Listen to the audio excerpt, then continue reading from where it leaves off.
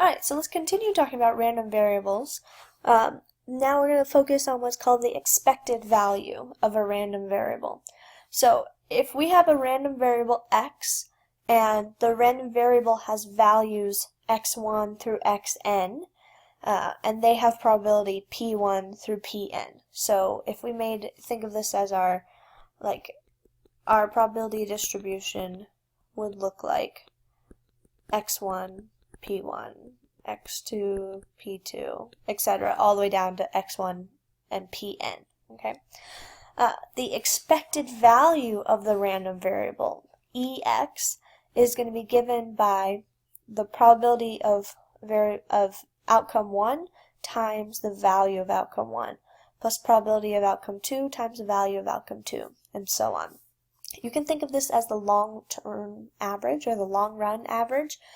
It's a way for us to figure out what could we expect in the long run. So if you kept running this experiment like thousands and millions and billions of times, what would you expect to be the most popular outcome?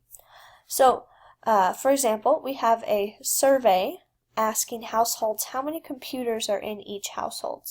15 houses had no computer, 85 had 1, 45 had 2, and 5 had 3 computers.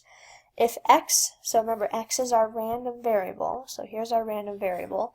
The rule for the random variable, x is going to represent the number of computers owned.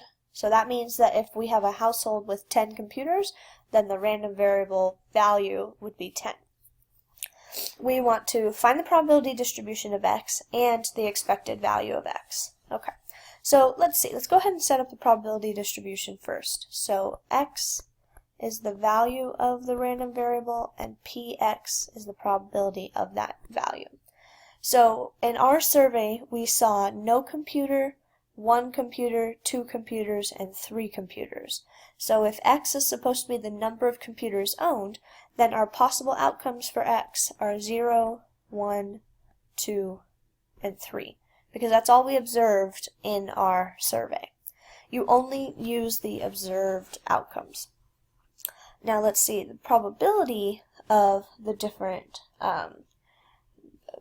outcomes. So let's figure out how many outcomes do we have total. So there were 15 houses with no computer, 85 houses with 1 computer, 45 houses with 2, and 5 with 3. That should come out to 150. Okay, so 150 houses total. Alright, so let's see.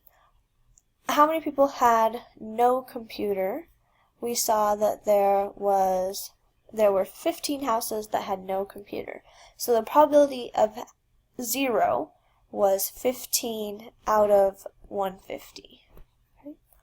And moving down to the next one, so outcome of 1, so that means 1 computer.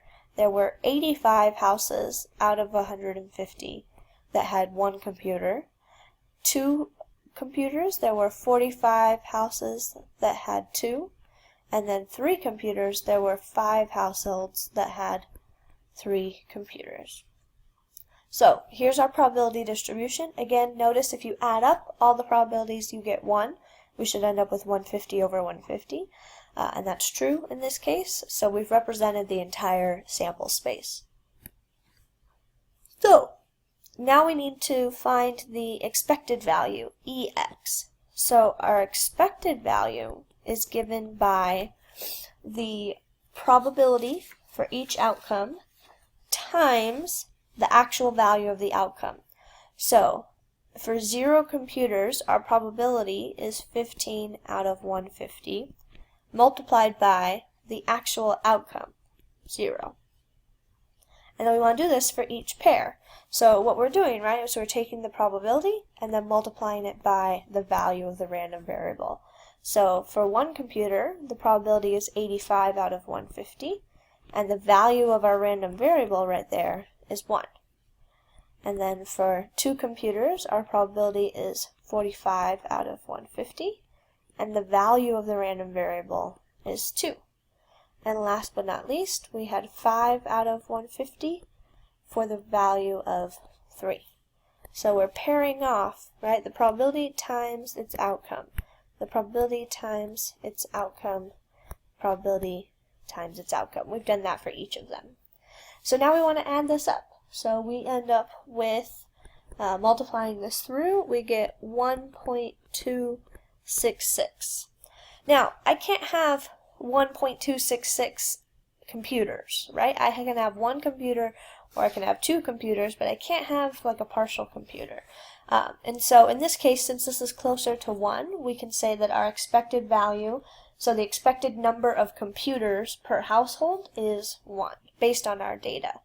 So our expected number of computers per household, so we will have 1 per household. Because it doesn't make sense to say we expect to have 1.26 computers per household. If our outcome had been 2.26, then we would say the expected number of computers is 2 per household. This is a way, it sort of tells us which direction is everything leaning. And we can see that everything is leaning towards 1 computer per household. There are enough people that have 2 computers per household, though, where we're not guaranteed to have just 1, right? It seems like sometimes people have more than 1 computer, but most of the time we're going to have 1 computer. So our expected outcome, our expected value is 1.